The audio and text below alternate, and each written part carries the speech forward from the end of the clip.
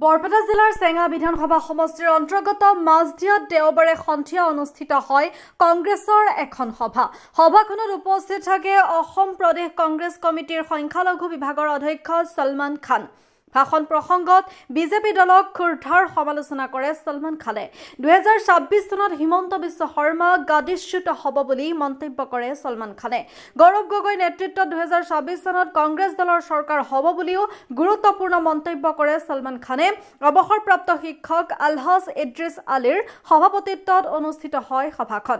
সভাখনত অসম প্ৰদেশ কংগ্ৰেছ কমিটিৰ সংখ্যালঘু বিভাগৰ উপাধ্যক্ষ ইমদাদুল হুছেইনৰ উপৰি মাজদিয়া গাঁও পঞ্চায়তৰ নৱনিৰ্বাচিত আঞ্চলিক সদস্য আৰবিন সুলতানাই ভাষণ প্ৰদান কৰি 2026 চনত কংগ্ৰেছ দলৰ চৰকাৰ হ'ব বুলি দাবী কৰে।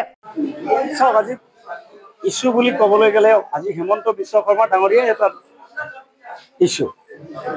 আজি অসমৰ ৰাইজে হিমন্ত বিশ্ব শৰ্মা ডাঙৰীয়াৰ বিৰুদ্ধে ভোট দিব। আপোনালোকে চাব, হিমন্ত বিশ্ব শৰ্মা ডাঙৰীয়া আৰু তেখেতৰ যি প্ৰাইভেট লিমিটেড এটা নিচিনা এটা চিষ্টেম বনাইছে, বিজু হাজৰিকা, জয়ন্ত মল্ল বৰুৱাকে আদি কৰি কেইজনমান লৈ পেলাই আজি অসমখন এটা চেণ্ডিকেট ৰাজনীতি কৰি আছে।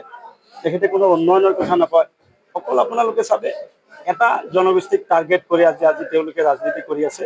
তেওঁলোকে চাব, আপোনালোকে সদায় সংখ্যালঘুসকলক অত্যাচাৰ কৰাৰ কাৰণে তেওঁলোকে প্লেনিং কৰি থাকে আৰু হিন্দু ভাইসকলক দেখুৱাই যে আমি সংখ্যালঘু বিৰোধী। গতিকে এইবাৰ সংখ্যালঘু হওক, সংখ্যাগুৰুৱে হওক, সকলোৱে বুজি পাইছে তেওঁলোকৰ ৰাজনীতিটো, যে তেওঁলোকে ধৰ্মৰ নামৰ ৰাজনীতি কৰিছে। গতিকে অসমৰ ৰাইজ ধৰ্ম নিৰপেক্ষ, অসমৰ ৰাইজে উন্নয়ন বিচাৰে, অসমৰ ৰাইজে এইবিলাক চেণ্ডিকেট ৰাজনীতি নিবিচাৰে, গুণ্ডাগিৰ্দী নিবিচাৰে। গতিকে অসমৰ ৰাইজে এইবাৰ এই গুণ্ডাগিৰ্দী, এই চেণ্ডিকেট এইবিলাক ধ্বংস কৰি এটা ধৰ্ম নিৰপেক্ষ দল আৰু আপোনালোকে চাব গৌৰৱ গগৈ ডাঙৰীয়াৰ নেতৃত্বত 26ত চৰকাৰ কৰিবলৈ হিমন্ত বিশ্ব শৰ্মা ডাঙৰীয়াক আঁতৰাবলৈ অসমৰ ৰাইজ ওলাই আহিছে। আপোনালোকে দেখিবলৈ পাইছে যে গৌৰৱ গগৈ ডাঙৰীয়া যেতিয়া সভাপতি হৈছে, তেতিয়া যোৰহাট যেতিয়া তেওঁ বিমানবন্দৰত প্ৰথম অৱতৰণ কৰিছে, তাৰ পিছৰ পৰাই আজি উজনি অসমৰ যেনেকুৱা শিল দল ভাঙি আজি বিভিন্ন জাতি জনগোষ্ঠীৰ মানুহ ওলাই আহিছে। তাত আজি আমাৰ হিমন্ত বিশ্ব শৰ্মা ডাঙৰীয়া শংকিত হৈছে, ভয় পাইছে।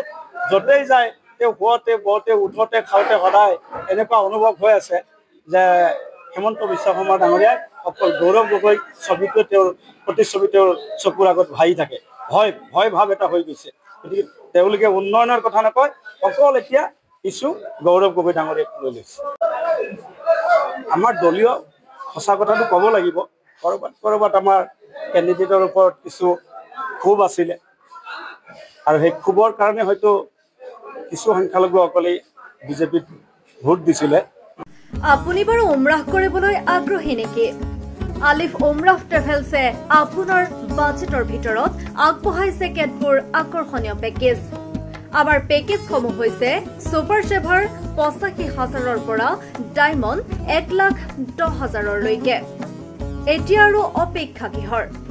আজিয়ে 7002343617 নম্বৰত যোগাযোগ কৰক আৰু বুকিং কৰক আপোনাৰ পচন্দৰ পেকেজ।